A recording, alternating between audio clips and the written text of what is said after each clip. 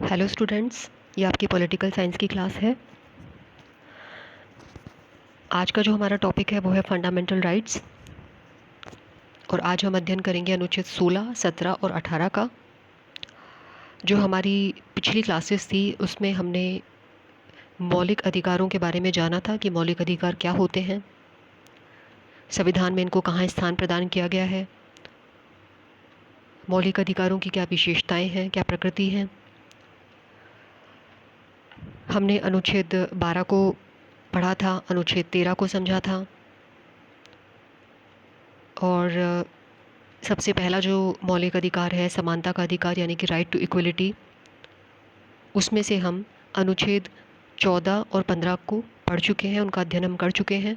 और समानता के अंतर्गत जो समानता का अधिकार है उसके अंतर्गत अनुच्छेद 14, 15, 16, 17 तथा 18 आते हैं। 14 और 15 का हम अध्ययन कर चुके हैं। और आज हम जिन आर्टिकल्स की चर्चा करेंगे वो है अनुच्छेद 16, अनुच्छेद 17 तथा अनुच्छेद 18। तो सबसे पहले आज का टॉपिक हम स्टार्ट करते हैं अनुच्छेद 16 से।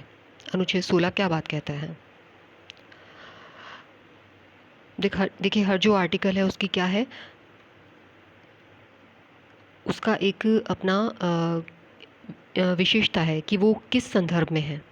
तो अनुच्छेद 16 के संदर्भ में है लोक नियोजन के विषय में अवसर की समता, equality of opportunity in matters of public employment, यानी कि जो रोजगार दिया जाएगा, जो नियुक्ति दी जाएगी, उसमें उसके अंतर्गत ये प्रावधान करता है।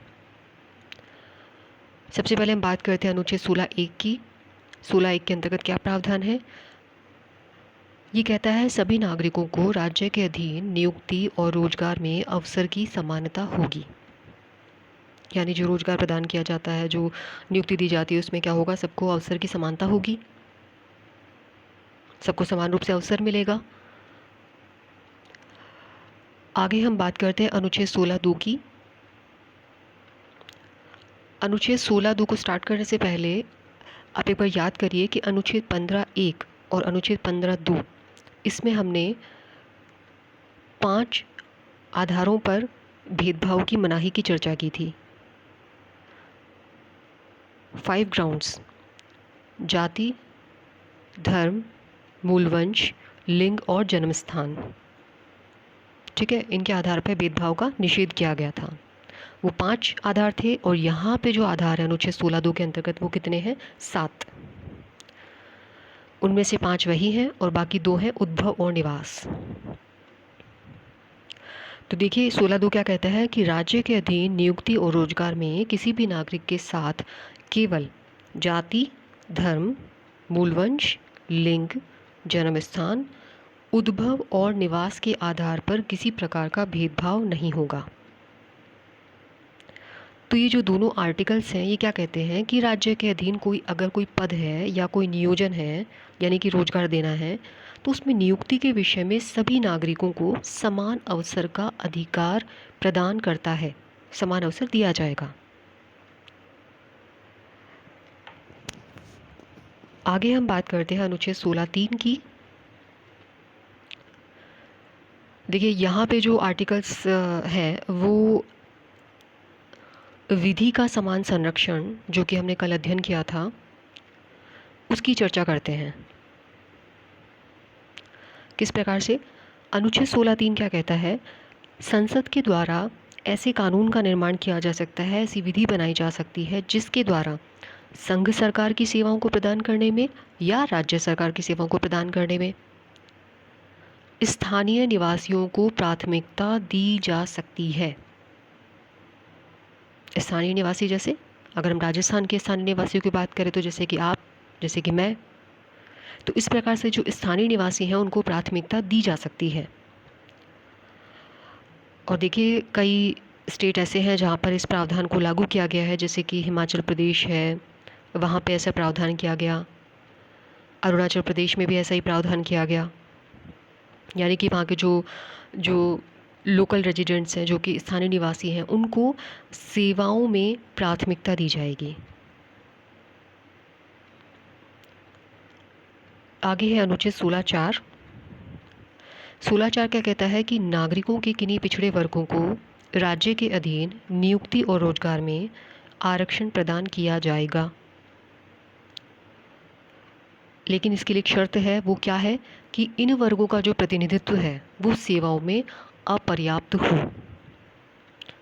यदि इन वर्गों का प्रतिनिधित्व सेवाओं में अपर्याप्त होगा तो क्या होगा कि नागरिकों के उन पिछड़े वर्गों को राज्य के अधीन नियुक्ति और रोजगार में आरक्षण प्रदान किया जाएगा। अभी अपर्याप्त होने का क्या मतलब है? देखिए, इस शब्द को जो इस शब्द का कहने का है अर्थ है वो है जनसंख्या की प्रतिशतता के आधार पे, यानी कि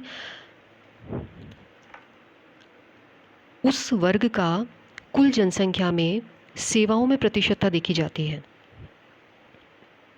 उसके आधार पर अपर्याप्त जो अपर्याप्तता है उसका विश्लेषण किया जाता है। अब पहली बार ऐसा कब किया गया था? हमारे प्रधानमंत्री हुए थे एक, विश्वनाथ प्रताप सिंह। तो पहली बार ये किया गया था विश्वनाथ प्रताप सिंह के द्वारा, और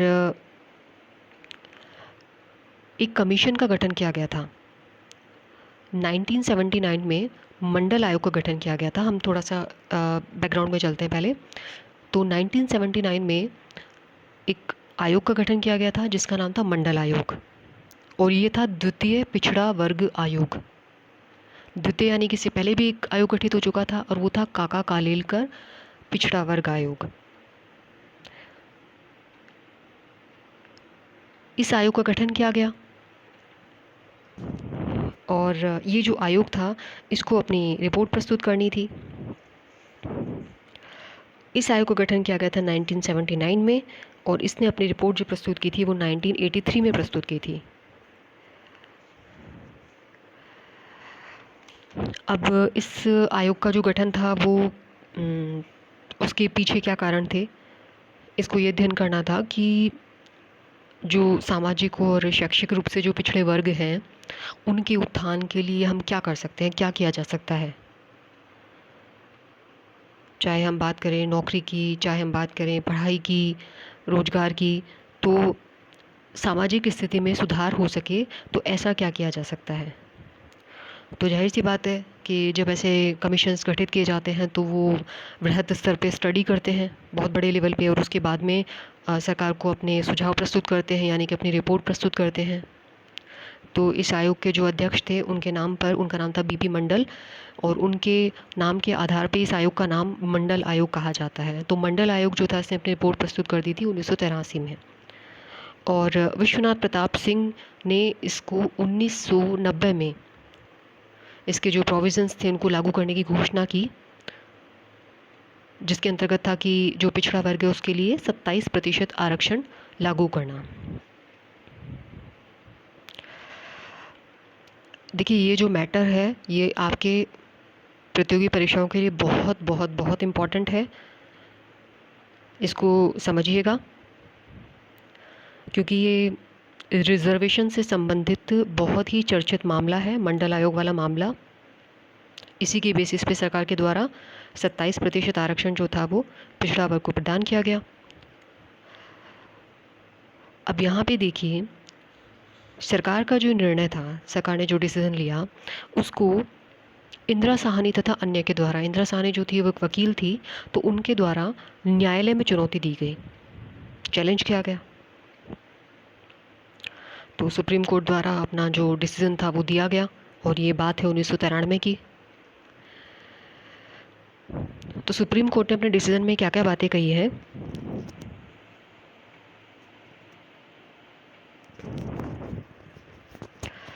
सुप्रीम कोर्ट ने कहा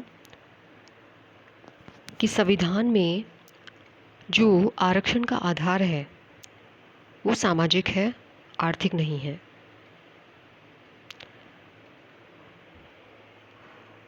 अब देखिए, यहाँ पे आपने एक चीज़ अभी समझी है कि अनुच्छेद 16(4) क्या कहता है कि नागरिकों के पिछड़े वर्गों को राज्य के अधीन नियुक्ति और रोजगार में आरक्षण प्रदान किया जाएगा।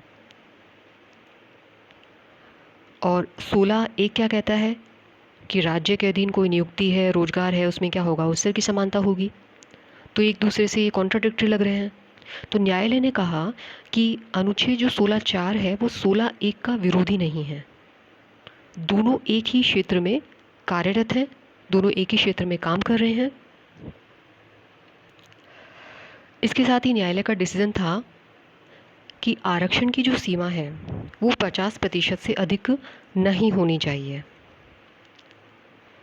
इस सीमा को न्यायालय के द्वारा 50% तक माना गया। लेकिन ये जो 50% की सीमा थी, ये इसके लिए एक अपवाद था, कुछ असाधारण परिस्थितियों को अगर छोड़ दिया जाए तो इस प्रकार से जो आरक्षण था वो 50% से ज़्यादा नहीं हो सकता था। इसी के साथ ही इस न्यायालय के द्वारा जो डिसीजन दिए गए थे उसमें कॉन्सेप्ट भी निकल करके आया, क्रीमी लेयर कॉन्सेप्ट, यानी कि जो पिछड़ा वर्ग है उसमें समाज का एक तबका ऐसा भी है जो सुविधा संपन्न है, जिसने काफ़ी उत्थान और प्रगति कर चुका है। तो जैसे आप देखते हैं कि दूध में जो मलाई होती है जैसे वो ऊपर आ जाती है, उसी प्रकार से इसमें क्रीमी लेयर जो है उसको हिंदी में कई बार मलाईदार परत भी कहा जाता है। तो उसी प्रकार से जो क्रीमी लेयर है तो वो क्या होगा, टॉप वाला पार्ट, यानी ये ऐसा वर्ग है जो कि काफ़ी उत्थान प्रगति कर चुका है, तो इस वर्ग को आरक्षण नहीं दिया जाएगा। यानी क्रीमी लेयर कॉन्सेप्ट निकल कर के आया कि जो उच्च वर्ग है उन्हें क्रीमी लेयर में रखा जाएगा और उनको आरक्षण नहीं दिया जाएगा। इसके लिए कुछ वार्षिक आय सीमा भी निर्धारित की गई। इसी के साथ ही सुप्रीम कोर्ट का डिसीजन था कि जो प्रमोशन है इसमें आरक्षण को अस्वीकार किया गया। बाद के फैसले में इस डिसीज़न को चेंज कर दिया, बदल दिया गया था। सरकार के द्वारा क्या किया गया कि अनुच्छेद 16(4) के जोड़ा गया, तो उसके द्वारा न्यायालय के इस निर्णय को पलट दिया गया, यानी पदोन्नति के आरक्षण को वैध बना दिया गया। तो अभी हम इंदिरा साहनी केस की चर्चा कर रहे हैं। इसी के साथ ही जो पिछड़ा वर्ग है उसके लिए एक आयोग बनाया जाएगा, एक वैधानिक आयोग बनाया जाएगा, और वो क्या काम करेगा कि वो ये देखने का काम करेगा कि जो बैकवर्ड क्लास है उसमें किस जाति को शामिल किया जाए और क्या वो जाति निर्धारित मापदंडों को पूरा कर रही है अथवा नहीं, इस प्रकार से। और इसी के साथ ही इसमें एक रूल और आया था जिसे कहा जाता है carry forward rule. Carry forward rule actual में क्या था कि मान लीजिए कई बार ऐसा है कि कोई पद है उसके लिए वैकेंसी आती है और कुछ पद बच जाते हैं, खाली रह जाते हैं, रिक्त रह जाते हैं, तो वो अगली भर्ती में जोड़ दी जाएगी। वो जो रिक्त पद है उनको अगली भर्ती में जोड़ दिया जाएगा, लेकिन जो 50% की जो सीमा है आरक्षण की सीमा, उसका उल्लंघन नहीं होना चाहिए। ये इसके अंतर्गत प्रावधान था। तो इंदिरा साहनी बनाम भारत संघ वाला जो केस था, इसके अंतर्गत न्यायालय के द्वारा निर्णय दिए गए। हम फिर से इसको शॉर्ट में समझ लेते हैं कि जो अनुच्छेद 16(4) है, 16(4) 16(1) का विरोधी नहीं है। आरक्षण की जो सीमा है वो 50% से अधिक नहीं होनी चाहिए, कुछ असाधारण परिस्थितियों को छोड़ के। पदोन्नति में आरक्षण नहीं होना चाहिए, यानी कि प्रमोशन में रिजर्वेशन नहीं होना चाहिए। और जो पिछड़ा वर्ग है इसमें क्रीमी लेयर को अपनाया जाए। इसके बाद अब सरकार को अपना जो अपना डिसीजन लागू करना था, तो उसके लिए क्या किया गया कि न्यायालय का जो ये निर्णय था इसको अप्रभावी बनाया गया। इसके लिए क्या था, सरकार को संविधान संशोधन करना पड़ा। तो सरकार ने देखिए 77वां संविधान संशोधन किया, और जैसा कि अभी हमने डिस्कस किया इस बारे में कि 16(4)(1) जोड़ा गया, 16(4) के जोड़ा गया इसमें, और उसके अंतर्गत क्या प्रावधान था कि उसमें जो पदोन्नति का आरक्षण था इसे वैध बनाया गया।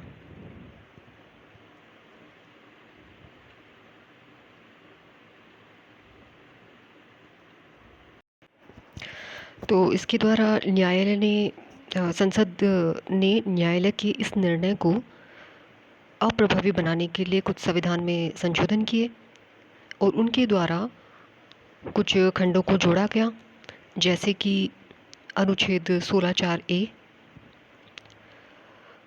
तो 77वां संविधान संशोधन अधिनियम था और उसके द्वारा अनुच्छेद 16 में नया खंड 4A जो था उसको जोड़ा गया और इसके माध्यम से क्या किया गया कि पदोन्नति में जो आरक्षण था, प्रमोशन में जो रिजर्वेशन था, उसको वैलिड बनाया गया। इसी प्रकार से 81वें संविधान संशोधन अधिनियम, इसके द्वारा अनुच्छेद 16 में 4B को जोड़ा गया और इसके द्वारा जो बैकलॉग रिक्तियां हैं, यानी कि मान लीजिए किसी पद के लिए जब वैकेंसी आती है तो उसमें कई बार कुछ पद बिना भरे रह जाते हैं, यानी कि जो खाली पड़ी पद होते हैं उनके लिए 50% की सीमा को हटा दिया गया, यानी बैकलॉग की जो सीटें थी उनको 100% आरक्षित किया जा सकता है। तो इसके द्वारा बैकलॉग रिक्तियों के लिए 50% की सीमा जो थी उसको हटा दिया गया। आगे हम बात करते हैं अनुच्छेद 16(5) की। 16(5) के अंतर्गत क्या प्रावधान किए गए? कई प्रकार की धार्मिक संस्थाएं होती हैं और उनके द्वारा जब अपने संस्थान होते हैं इसमें अलग अलग पदों पर नियुक्ति दी जाती है, तो ऐसे में जो अपने धर्म से जुड़े हुए लोग हैं उनको प्राथमिकता दे सकते हैं। ये इसके अंतर्गत प्रावधान था, यानी जो धार्मिक संस्थाएं हैं उनमें वो कुछ पदों को अपने धर्म के आधार पर आरक्षित कर सकती हैं। इस प्रकार की इसमें व्यवस्था की गई। अब अगर हम अनुच्छेद 17 और 18 और पढ़ेंगे तो मुझे लगता है आप कंफ्यूज हो जाएंगे। तो आज के लिए इतना ही। नेक्स्ट वीडियो में हम अनुच्छेद 17 और 18 के बारे में डिस्कशन करेंगे। Thank you.